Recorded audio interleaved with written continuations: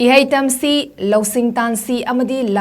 Lana Lamzing Hallosi Haiba Panamda Manipur State Council All India Students Federation na Chaili Sangsina Chataduna Lakpagi Sarogama Oina Class 10 Amadi 12 ki exam Thagadaba Maheiroi Stingidamak Maheiroi Lup Asina Sinduna Lakliba November Gitang Ohumdagi Hauduna Haba Marak Exam Lekai de Leiba Ka Imphal School da Taruk Suba 3-month free revision course sama Pangthoklagani Haina Maheiroi Lup ASIGI Joint Secretary LEISHEMBA MEITEI na Phongdorakli Wafam asing Irawat Wavan Complex ta Leiba Manipur State Council All India Students Federation gi Head Office ta Fam kiba Paugni Fam Amada Mahakna Phongdokibani LEISHEMBA MEITEI na Makha Taraduna Lamdam ASIGI Maheiroi Kayana Imung Manung Awabna Maram Oiraga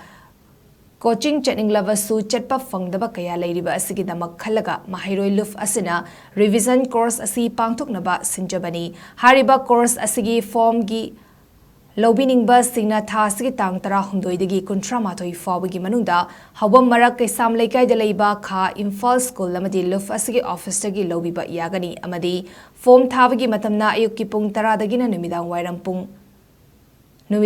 Pung Tara Fawa Oigani Adum Oinamak Orphan Home Amadi Relief Camp Singda Leriba Maheiroi Singi Oinadi Form gi Mamal Lauzaroi Makoigi Oinadi Lemna Saruk Yabagi Kudong Jabasu Pigani Amadi Coaching Course Asigi Sid Akagnabasu Legani Lonina Coaching Asigi Entrance na November Gitang Amada Pangthoklagani Amadi Entrance Test ki Result na November Gitang Anida Kanghangani Amaronda Bosem Madi Kosem na Lauba Maheiroi Sing Exam su Naksilakpana Maram Oiraga Private boarding sing amadi lairiba coaching centers sing da magi Maheiroi singbu mai pak naba honabada aranba maongda thabak chatharabra haiba seso ikuidana Maheiroi Lup asina yengsinba su chatlagani haina phongdoki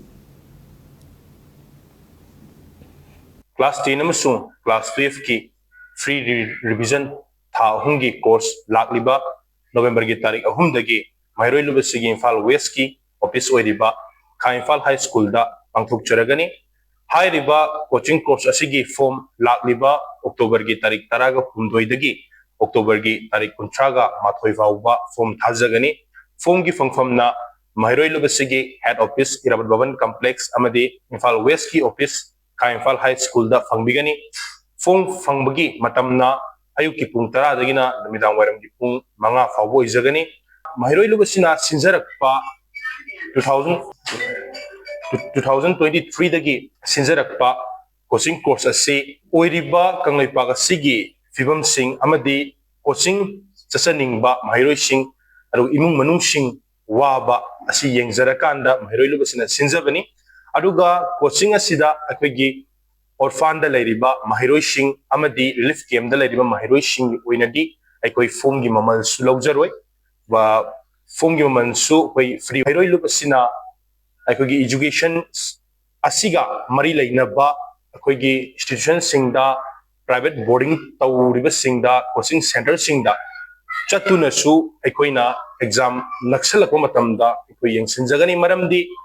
Lup asina yengsinjagadoribagi maram asina aikogi question leak chatpagi system amakhak aikogi state sidai am chawna oirakliba asi aikogi school singdagi su leak chalakpa or adagidi coaching center sing adagi private boarding taw sing oja sing sina agi magi Maheiroi sing adu mai pak nabu khonabada aran melambi sing asi chatlabra haibagi question duma su Maheiroi Lup sina ko yam tatana hangjai